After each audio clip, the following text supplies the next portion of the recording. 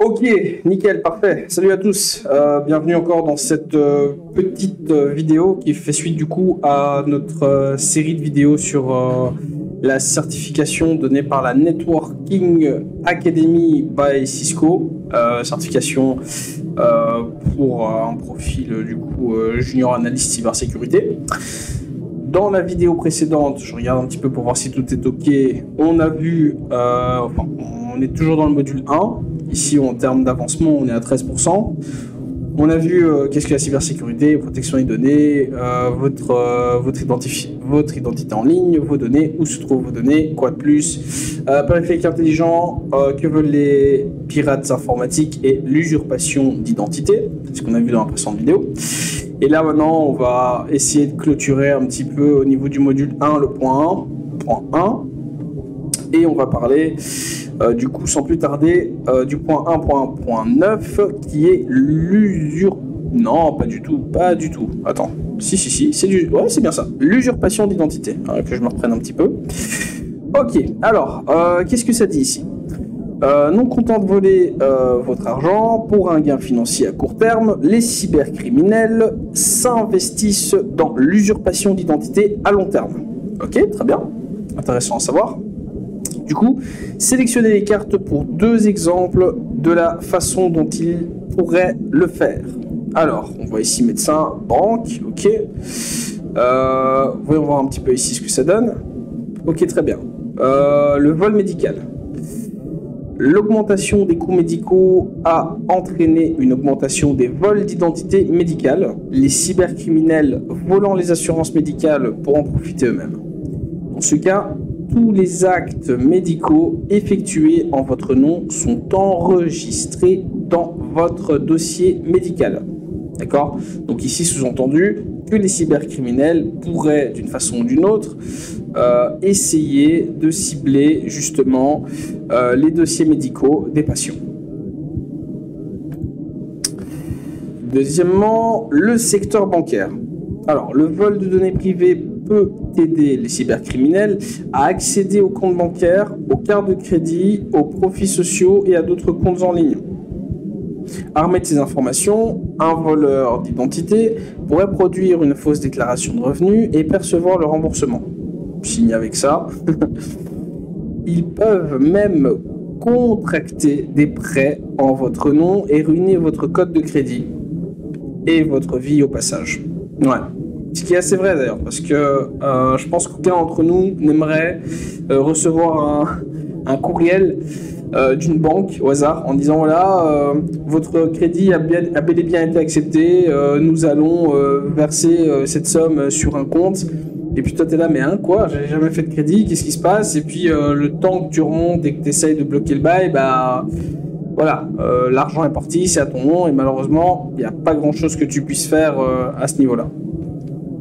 Sauf si tu as une super assurance qui couvre ce genre de choses, et encore, mais voilà, c'est assez intéressant à savoir.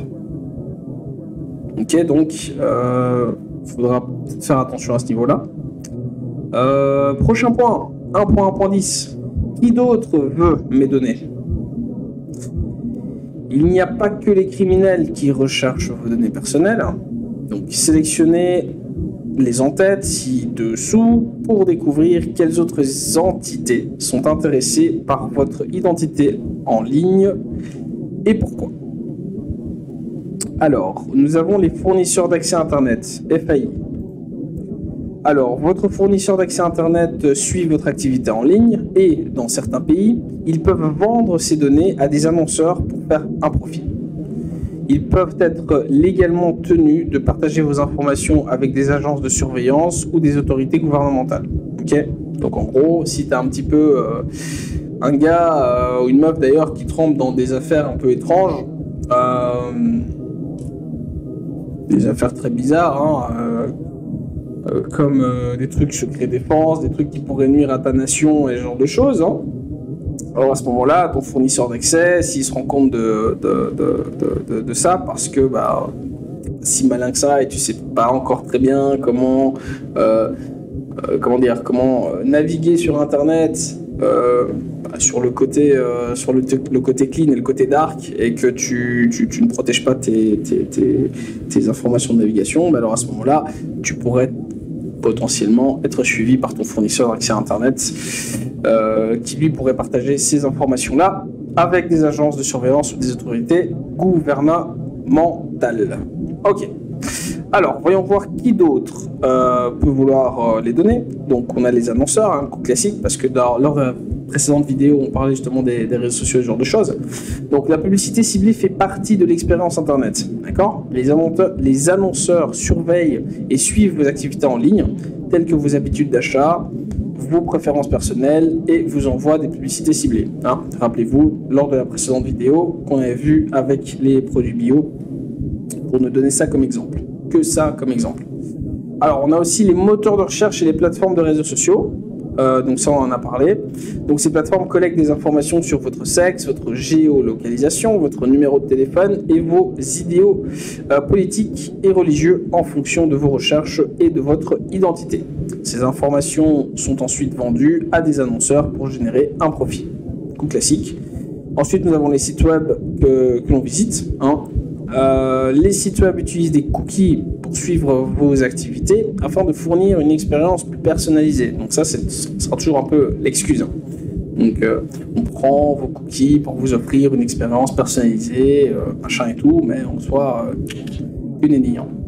Donc, mais cela laisse une trace de données liées à votre identité en ligne qui peut souvent se retrouver entre les mains des annonceurs. Hein. Donc ces données-là, ça peut aussi bien être ta géolocalisation, l'endroit où tu te trouves, les sites que tu as fréquentés avant, les sites que tu as fréquentés après, etc. etc. Tu as même des sites qui font du heatmap, je pense que ça s'appelle comme ça, et en fait ce qu'ils font c'est que lors de ta session, ils s'amusent vraiment à suivre ta souris et à voir sur quoi tu as cliqué et qu'est-ce qui t'intéresse le plus. Enfin bref. Donc voilà, on a les fournisseurs d'accès, les annonceurs, les moteurs de recherche et les sites que l'on visite. Alors, prochaine étape. Il est évident que les cybercriminels deviennent meilleurs dans leur quête de données personnelles précieuses. D'accord ? Mais ils représentent également une énorme menace pour les données d'entreprise. Très bien. D'accord. Et quoi ? C'est fini ? C'est bon ? On a fait le point 1, 10 sur 10. Nickel, nickel, nickel, parfait, parfait, parfait, parfait. Du coup, next. Hein. Et quoi, si j'appuie ici, 1.2, ok. Next alors. Alors, du coup, hop, on enchaîne avec les données d'entreprise. C'est pas mal, hein. Là on rentre vraiment dans l'introduction à la cybersécurité. On check un petit peu quels sont tous les acteurs et quels sont les potentiels risques et ce genre de choses. Donc c'est assez intéressant. Donc, données d'entreprise. Faites défiler pour continuer, d'accord. Je fais défiler. Go. Avant de pouvoir commencer à mettre en œuvre les bonnes pratiques pour protéger les données de l'entreprise, vous devez savoir ce dont il s'agit. D'accord ? Dans les entreprises comme Apollo, entreprise spécialisée dans l'e-learning, il existe deux principaux types de données que vous devez connaître. Alors, on va essayer de les explorer. Alors, 1.2, les différents types de données d'entreprise. Nous avons comme premier type d'entreprise les données traditionnelles. Alors, les données traditionnelles sont généralement gérées par toutes les organisations, grandes et petites. Il comprend les éléments suivants. Ici, 3 petits éléments. On a les données transactionnelles, les données intellectuelles et les données financières. On va voir un petit peu ce que ça donne au niveau des données transactionnelles, telles que les informations relatives à l'achat et à la vente, aux activités de production d'une entreprise et aux opérations organisationnelles de base, telles que les informations utilisées pour prendre des décisions en matière d'emploi. Et là, ici, je pense qu'on cible les départements RH, ressources humaines. Alors, les propriétés intellectuelles, En fait, c'est ce que je disais au niveau des assets lors de la dernière de la précédente vidéo. Donc vous pouvez, je vous invite fortement à aller voir si c'est pas le cas. Donc la propriété intellectuelle, comme les brevets, d'accord, les marques déposées et les plans produits, ce qui permet à une entreprise d'avoir un avantage économique sur ses concurrents. Ces informations sont souvent considérées comme un secret commercial et leur perte peut s'avérer désastreuse pour l'avenir de l'entreprise. On a ensuite les données financières, telles que les comptes de résultats, les bilans comptables et les tableaux de trésorerie d'une entreprise, qui donnent un aperçu de la santé de l'entreprise. D'accord ? Dans tout type de scénario, on va dire que ce sont vraiment des données assez sensibles et c'est des données à protéger. D'accord ? Données intellectuelles, voilà, t'as déposé un plan d'un nouveau produit que tu vas commercialiser, toi tu sens qu'il y a un marché de dingue, tu gardes ça bien au chaud avant le lancement du produit. Un cybercriminel qui veut te nuire juste pour le fun, d'accord, s'introduit dans ton système d'information, va choper du coup ces informations-là, donc tes plans de produits, etc., et va aller, je sais pas, les balancer sur Internet comme ça, ou même juste les balancer à ton concurrent juste pour te nuire. Là, je peux t'assurer que voilà, ça te fait un peu mal. Et les données financières, pareil, hein.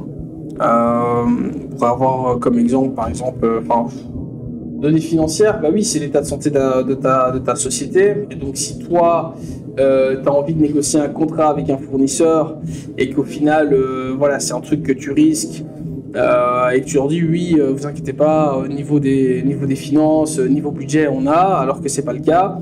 Si maintenant, tu as vraiment tous tes comptes qui sont en ligne et qui sont publiés et que la personne avec qui tu veux négocier voit que les données, que la santé de ton entreprise est un petit peu au plus bas, bah c'est un contrat perdu.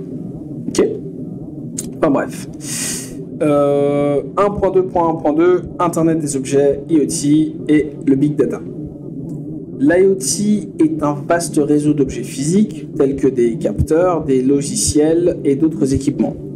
Tous ces objets sont connectés à Internet avec la possibilité de collecter et de partager des données. Et étant donné que les options de stockage se développent via le cloud et la virtualisation, il n'est pas surprenant que l'émergence de l'IoT ait entraîné une croissance exponentielle des données, créant un nouveau domaine d'intérêt pour la technologie et les entreprises appelé le Big Data, la masse de données. Ok.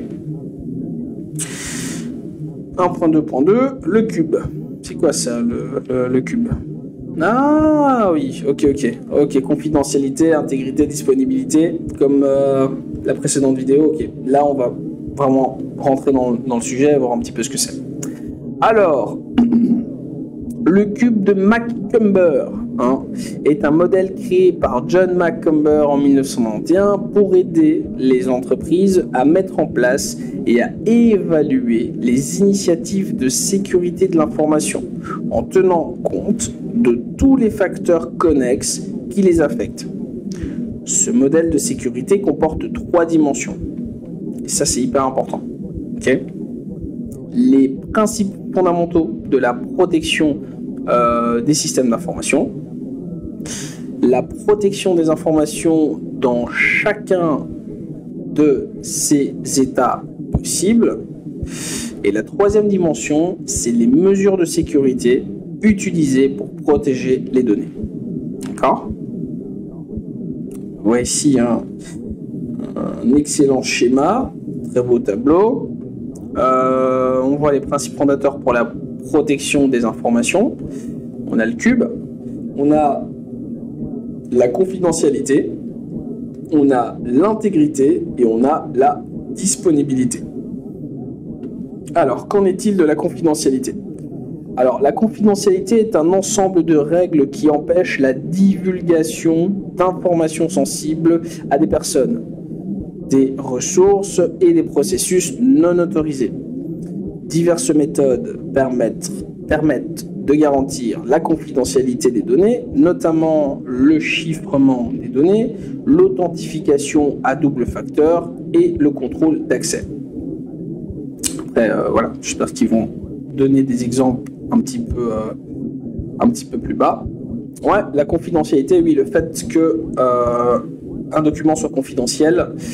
Si maintenant je décide d'envoyer ma carte d'identité ainsi que mes données personnelles sur l'email, je sais pas, moi je dis n'importe quoi, de mon avocat, je dois être sûr, je veux être sûr que ces données, enfin que je vais envoyer à mon avocat, que ces données soient bien à mon avocat. Donc c'est confidentiel, ça ne concerne que moi et mon avocat. Du coup, d'où la confidentialité. Okay, et on a du coup des méthodes qui permettent de garantir la confidentialité, comme le chiffrement des données, le fait un peu de crypter, de crypter les données, de protéger avec un chiffrement. Donc c'est comme si je le mettais dans une boîte. Non, c'est comme si mon message en fait n'était pas lisible n'est lisible uniquement par moi et mon avocat parce qu'on a un code pour essayer de le déchiffrer. Voilà, grosso modo.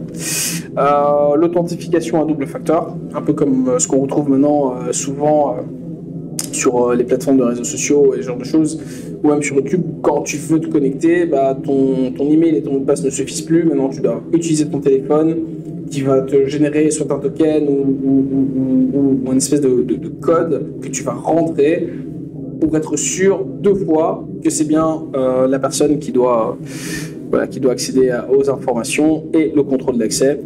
Bien sûr, limiter toute personne dans une entreprise pour que chacun puisse accéder aux informations qui leur sont propres. Okay. On a intégrité. Intégrité garantit que les informations ou les processus du système sont protégés contre les modifications intentionnelles ou accidentelles. Une façon de garantir l'intégrité consiste à utiliser une fonction de hachage ou une somme de contrôle. D'accord ? Ouais, non, toujours le même exemple. Si maintenant, j'ai envie de négocier un gros contrat et que dans ma proposition, je mets que j'ai envie d'envoyer, je tape dans mon texte Word, là, je sais pas quoi, et je mets, je dis n'importe quoi, 20 millions d'euros, d'accord ? Et que j'envoie ça à mon avocat et que entre les deux, tu as quelqu'un qui chope donc ce flux d'informations, qui le modifie, au lieu de mettre 20 millions, le mec il va mettre, 40 millions, qui le modifie et qui l'envoie, d'accord ? Donc ça peut poser problème. Et donc du coup ici l'idée, c'est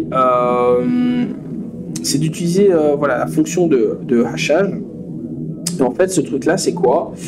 C'est avant l'envoi du message, le message doit être mis dans une espèce de boîte, en tout cas moi c'est comme ça que je le vois, le message va être mis dans une espèce de boîte, et ce qui va se passer, c'est que une fois que mon message est envoyé, c'est même pas une espèce de boîte, mais en fait mon message,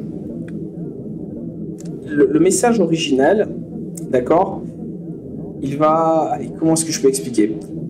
Il va avoir un certain code, et ce code-là, c'est l'intégrité du message. Le message, il est complet, il est intègre. Et si quelqu'un va modifier le message d'une certaine façon, alors ce code-là va changer. Et une fois que le message sera délivré à mon avocat, il y a un système de vérification qui va se dire, ok, est-ce que le message initial a toujours le même code que le message qui vient d'arriver ? Si c'est le cas, alors c'est que le code, l'information est intègre. Sinon, ça ne l'est pas. Et donc là, on sera averti. Et la somme des contrôles, franchement, je sais pas ce que c'est. J'espère qu'ils vont l'expliquer un peu. Mais on cherchera ça, on regardera ça un peu plus tard. Parce qu'on est quand même là dans une démarche d'apprentissage. Et que le but c'est pas de tout savoir, le but c'est d'apprendre, d'accord ? Et c'est cool qu'on puisse le faire ensemble. La disponibilité, donc cela signifie que les utilisateurs autorisés peuvent accéder au système et aux données quand et où ils en ont besoin. Tandis que ceux qui ne répondent pas aux conditions établies ne le sont pas. D'accord? La maintenance des équipements, la réparation du matériel, la mise à jour des systèmes d'exploitation et des logiciels et la création de sauvegardes permettent de garantir la disponibilité du réseau et des données pour les utilisateurs autorisés. Bah ici, la disponibilité, c'est le fait que, voilà, si maintenant, je sais pas, je travaille dans comme exemple, je travaille pour une boîte qui travaille dans le recrutement, ok. Moi, j'ai besoin d'avoir certaines données, comme par exemple les données de mes candidats, d'accord, ou des candidats que je dois placer, d'accord. Ces données-là, elles doivent être disponibles à tout moment, donc dans une base de données ou j'en sais rien, mais je dois avoir accès à ces données-là, d'accord, pour pouvoir avoir les données de mes candidats, pouvoir aller les voir, ok. Si maintenant, du jour au lendemain, j'arrive au bureau, d'accord, j'essaie de me connecter sur le système qui contient toutes mes données et je vois que mes données ne sont pas disponibles, alors à ce moment, on a un problème. On perd en efficacité, on perd en temps, et le temps, bah, du coup, c'est de l'argent. Du coup, ça marche pas en fait. Et donc ici, ils disent que voilà, ils ont un petit peu des solutions comme la maintenance des équipements, donc toujours être sûr que tes serveurs, que tes switches, que tes pare-feux, ce genre de choses fonctionnent parfaitement bien. Réparer le matériel quand c'est nécessaire, la mise à jour des systèmes d'exploitation des logiciels, parce que si j'arrive au bureau et que mes systèmes d'exploitation déconnent ou qu'il y a un problème, niveau disponibilité, c'est zéro. Et des logiciels, la création de sauvegarde, très important, parce que si du jour au lendemain, moi, tu as ma base de données avec tous mes candidats qui se perd pour X ou Y raison, que ce soit une attaque ou alors justement la mauvaise maintenance des logiciels et des machines, à ce moment-là, si j'ai même pas de backup pour pouvoir continuer à travailler correctement, je peux clairement mettre la clé sous la porte. Donc là, on parle vraiment en termes de société et d'entreprise. Okay, et donc voilà, toutes ces mesures-là vont permettre de garantir la disponibilité du réseau et des données pour les utilisateurs autorisés. Bien. Ensuite, on a la protection des informations dans chaque état. On a le traitement, on a le stockage et on a la transmission. Ok ? Bien. Le traitement, ça fait référence aux données qui sont utilisées pour effectuer une opération telle que la mise à jour d'un enregistrement de base de données. D'accord ? Données en cours. Ça, c'est le traitement. Le stockage fait référence aux données stockées dans la mémoire ou sur un périphérique de stockage qui permet, un périphérique de stockage permanent tel qu'un disque dur, un disque SSD, solid state drive ou une clé USB. Données au repos. Donc les données sont là, elles sont écrites, c'est bon. Et la transmission, ça fait référence aux données qui circulent entre les systèmes d'information. C'est des données qui sont en transit. D'accord. Donc on a trois états au niveau de la donnée. On a les données qui sont en cours, donc les données qui sont traitées. On a les données qui sont au repos, donc ce sont des données qui sont stockées. Et on a des données qui transitent. Ce sont des données en transit du coup. Intéressant. Du coup, on est toujours sur le cube de MacCuber, qui est un cube en 3 dimensions. On a vu la première dimension, on a vu la deuxième dimension, et ici j'imagine que c'est la troisième dimension. C'est quoi ? C'est les mesures de sécurité utilisées pour protéger les données. D'accord ? Que je regarde. La première mesure, il me semble que c'est la sensibilisation, formation et éducation. La deuxième mesure, c'est la technologie. Et la troisième mesure, c'est la politique et les procédures. Politique de sécurité, process, gouvernance, compliance, et j'en passe. GRC et risk management. Quand même. Enfin, alors, la sensibilisation, la formation et l'éducation sont les mesures mises en place par une entreprise pour assurer que les utilisateurs connaissent les menaces potentielles pour la sécurité et les mesures qu'ils peuvent prendre pour protéger les systèmes d'information. Ok. Ouais, c'est assez simple, hein. Je veux dire, si Marc de la compta est pas au courant qu'il faut qu'il verrouille sa session et qu'il la laisse pas ouverte, il suffit juste qu'il se barre pour prendre un café et qu'il discute un peu trop longtemps avec Catherine du marketing pour que inside on ait quelqu'un de malveillant sur la session de Marc. Hop, petit code malveillant, paf, c'est foutu. Ok, donc ça peut vraiment aller assez loin. On a la technologie, donc c'est ce qui fait référence aux solutions logicielles et matérielles qui sont conçues pour protéger les systèmes d'information tels que les pare-feux, qui surveillent en permanence votre réseau à la recherche d'éventuels incidents malveillants. Pare-feu qui va aussi peut protéger certains services malveillants, enfin protéger de certains services malveillants, et qui peut également au niveau du réseau protéger les entrées, vérifier les sorties. Parfait, très important. Parfait, très important. On a les politiques et procédures, donc ce qui fait référence au contrôle administratif qui servent de base à la mise en œuvre du contrôle des informations par une entreprise, tels que les plans de réponse aux incidents et les directives des bonnes pratiques. D'accord, directives des bonnes pratiques, on a certaines normes, ISO 27001, on a NIST, etc., etc. Donc, très important. Le GRC, très très important.